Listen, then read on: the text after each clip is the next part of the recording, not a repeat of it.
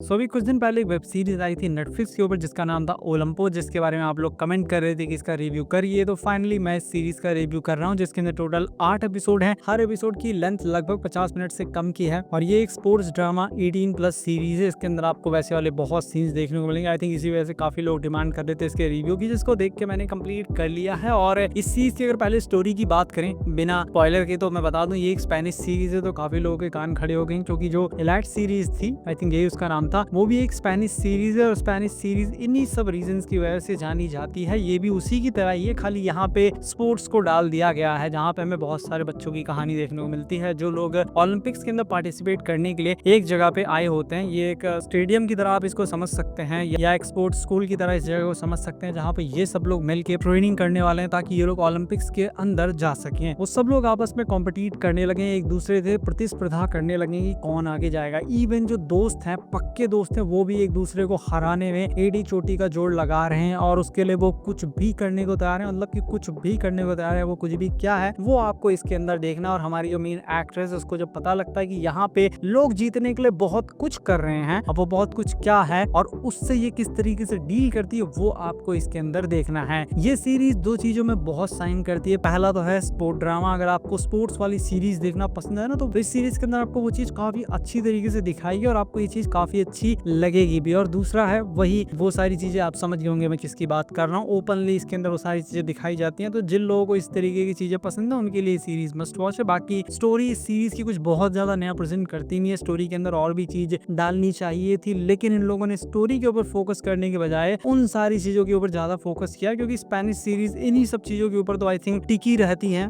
मैंने अक्सर बहुत सारी सीरीज में ऐसा देखा है कि जब उनके पास ढंग की स्टोरी नहीं होती तो वो ऐसे बहुत सारे सीन्स डाल देते हैं सीरीज के अंदर ताकि लोग इंगेज रहें और पूरी सीरीज को कंप्लीट करें। तो वैसी चीजों से पूरी सीरीज ही भरी पड़ी है। तो इसीलिए फैमिली के साथ तो भूल के भी आप इस सीरीज को नहीं देख सकते। तो आप समझ गए होंगे, अगर आपको स्पोर्ट ड्रामा देखना पसंद है और अगर आप उस तरीके के फैन हैं तो आप दोनों के लिए ही ये सीरीज मस्ट वॉच है। बाकी अगर आप एक अच्छी सीरीज देखना चाहते हैं जिसके अंदर अच्छी स्टोरी है, तो ये सीरीज आपके लिए बिल्कुल भी नहीं है। इसके सभी एपिसोड्स के साथ ये सीरीज नेटफ्लिक्स पर हिंदी लैंग्वेज में अवेलेबल है, जिसको रेटिंग्स 5.8 की मिली है और मेरी रेटिंग इस सीरीज को 6.5 की रहेगी। बाकी अगर आपको वीडियो पसंद आया तो इस वीडियो को लाइक कीजिए, चैनल को सब्सक्राइब कीजिए। मैं मिलता हूँ आपसे अपनी नेक्स्ट वीडियो में।